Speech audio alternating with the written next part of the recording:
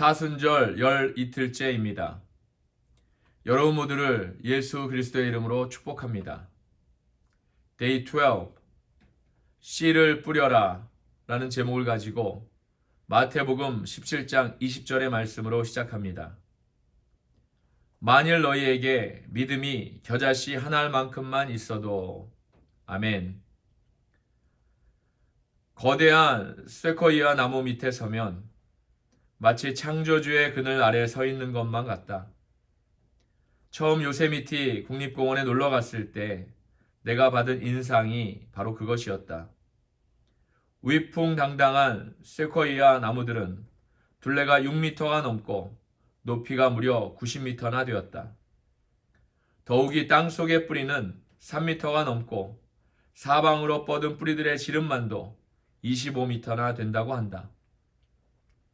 이 나무들은 질병과 해충과 화재에도 끄떡없어서 멸종될 염려가 없고 고유의 재생력은 2000년이라는 놀라운 수명에 큰 몫을 하고 있다고 한다. 그런데 진짜 놀라운 사실은 그 거대한 쇠코이아도 한때는 작은 씨였다는 점이다. 쇠코이아 씨는 토마토 나무의 씨보다 크지 않다. 그것이 바로 씨앗의 힘인 것이다. 하나의 쇠코이아 씨앗이 땅에 심겨서 자라면 해마다 40만 개의 새로운 씨가 맺힌다. 따라서 하나의 씨앗에는 하나의 나무가 아니라 하나의 숲이 들어있는 것이다. 하나님이 이르시되 땅은 풀과 씨 맺는 채소와 각기 종류대로 씨 가진 열매 맺는 나무를 내라 하시니 그대로 되어. 창세기 1장 11절의 말씀입니다. 우리는 창세기를 너무 덤덤하게 읽는 경향이 있다. 사실 씨앗보다 더 놀라운 피조물은 태양, 달, 별들과 같은 것이라고 말할 수 있을 것이다. 그러나 씨앗만큼 하나님의 생산적 창조력을 단적으로 보여주는 것은 없다. 과일은 한 입 베어 물 때마다 하나님께 감사해야 할 이유도 그것이다. 오렌지씨, 사과씨, 딸기씨, 포도씨, 석류씨, 수박씨가 있기에 우리가 지금 다양한 과일을 즐길 수 있는 게 아닌가. 혹시 씨앗이 없는 삶을 상상해 본 적이 있는가? 1925년에 스쿰스 재판으로 유명해진 윌리엄 제닝스 브라이언은 하나님의 신비를 수박씨에 비유한 적이 있다. 그의 말이다. 나는 수박씨를 관찰해 보았다. 그 안에는 자신보다 20만 배나 무거운 수박 열매를 땅을 통해 생산해낼 수 있는 능력이 들어있다.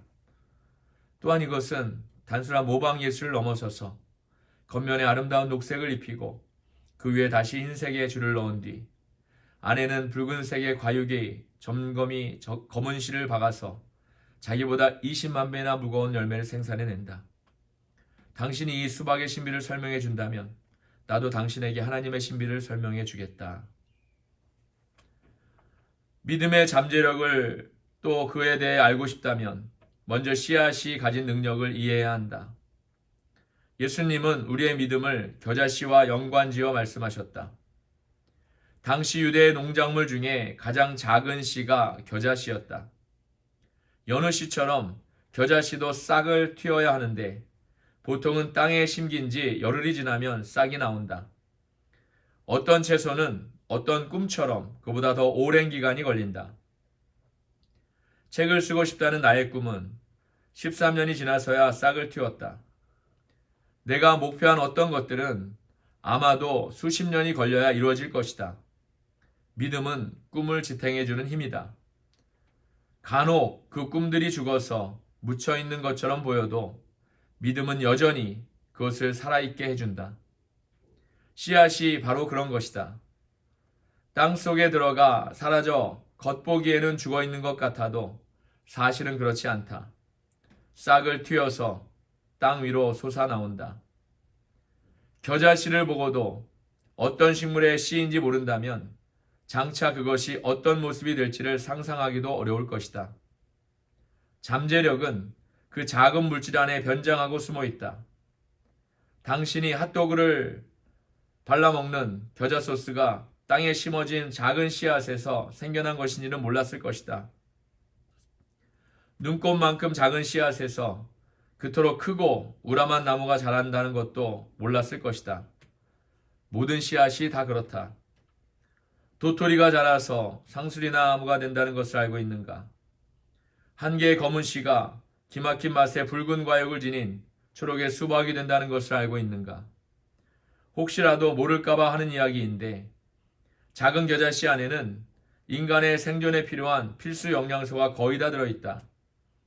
비타민 B1, B6, K와 더불어 칼슘, 철분, 마그네슘, 인, 칼륨, 셀렌, 아연이 풍부하게 들어있다. 믿음도 그와 비슷하다. 겉으로는 대단해 보이지 않아도 나중에 무엇이 될지는 아무도 모른다. 적은 믿음이 오래간다. 아니, 실은 적은 믿음이 영원까지 지속된다. 생의 끝자락에 도달한 혼인은 시골길을 거닐다가 콩나물을 땅에 심고 있는 남자를 보게 되었다. 혼이가 남자에게 물었다. 이 나무가 자라서 열매를 맺으려면 얼마나 걸립니까? 그러자 남자가 대답했다. 70년이 걸립니다. 혼이가 다시 물었다. 그럼 당신은 앞으로 70년을 더 살아서 그 열매를 맛보게 되리라고 생각합니까? 남자가 대답했다. 아마도 그럴 수 없겠지요.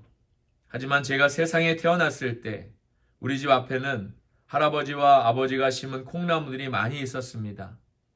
그분들이 저를 위해 그 나무를 심으셨듯이 저도 우리 아이들과 손자, 손녀를 위해 이 나무를 심는 겁니다. 그러면 언젠가 그들이 나무 열매를 먹을 수 있을 테니까요. 그 일은 혼이의 기도 개념을 바꿔주었다. 남자의 말을 듣는 순간 기도는 곧 심는 일이라는 사실을 깨달았다. 각각의 기도는 마치 땅에 작물을 심는 것과 같다. 얼마 동안은 사라져 보이지 않아도 마침내는 열매를 맺고 미래 세대를 축복하게 된다. 우리의 기도는 영원한 열매를 맺는다. 심지어 우리의 육신은 죽어도 우리의 기도는 죽지 않는다. 모든 기도는 생명력, 즉 영원한 자체 생명력을 갖고 있다. 요즘은 기술의 발달로 더 쉽고 빠른 생활이 가능해졌기 때문에 영적인 진리도 현대식으로 생각하려는 경향이 있다. 우리는 씨를 뿌리는 순간에 열매가 맺히기를 바란다. 하나님이 전자레인지처럼 응답하시고 구글 지도처럼 방향을 가르쳐 주시고 트위터처럼 지시를 내려주시기를 기대한다. 씨앗이 땅에 뿌려져서 자라나는 속도가 아니라 빛의 속도로 모든 게 이루어지기를 바란다. 그러나 성경에 나오는 모든 영적 진리는 농사용어로 설명되어 있다.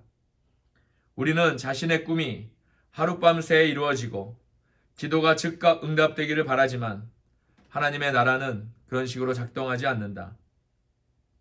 씨 뿌리는 사람의 인내심을 배워라. 농부의 이지력을 갖춰라. 농부의 마음을 가져라. 우리는 입력보다 출력에 더 많은 신경을 쓴다. 우리는 결코 어떤 것도 잘하게 할 수 없다. 우리가 할 수 있는 건 심고 물을 주는 일뿐이다. 우리가 심고 물을 주면 하나님은 잘하게 하겠다고 약속하셨다.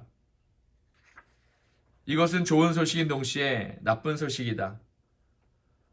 만유인력의 법칙을 우리 힘으로 거스르지 못하듯이 심고 거두는 법칙도 우리 마음대로 바꾸지 못한다. 이 세상의 어떤 농부도 콩을 심고 옥수수가 나기를 기대하지 않는다. 당신이 친절을 심었다면 친절을 거두게 될 것이다. 당신이 베품을 심었다면 베품을 거두게 될 것이다. 당신이 사랑을 심었다면 사랑을 거두게 될 것이다. 아멘.